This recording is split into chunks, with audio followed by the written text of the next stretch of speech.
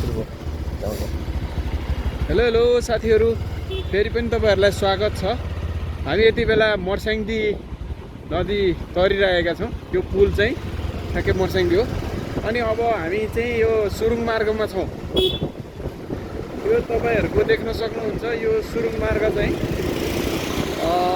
बेसी सहरदेखि मनाङ जाने मनाङ सडक खण्ड जुन चाहिँ चामे मनाङको चाहिँ उ हो, त्यसको चाहिँ यो सुरुङ मार्ग हो। यो तपाईले देख्न सक्नुहुन्छ, यो माथिल्लो मर्स्याङदी सुरुङ मार्ग पनि भन्छन् यसलाई।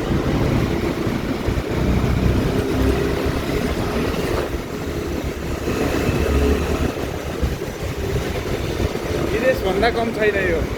तपाईहरु देख्न सक्नुहुन्छ, यो अत्यन्तै यो एउटा देख्न सक्नुहुन्छ, एकदमै अनौठै छ, अलौकिकै छ, एकदम रमाइलो देखिन्छ यहाँ हैन। एउटा ऐतिहासिक पनि हो, एउटा पुरानो पनि हो। यो देशैभरिको सबैभन्दा पुरानो सुरुङ मार्ग यसलाई को रूपमा यसलाई चित्रण पनि गरिन्छ हैन। यही हो, छोटो छ र पनि एकदम मजबुत देखिन्छ।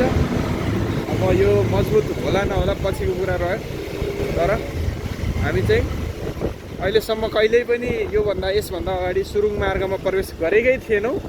तपाईहरुको अनुभव कस्तो छ, तपाईहरुले कृपया प्रतिक्रिया जनाउन नभुल्नु होला। धन्यवाद।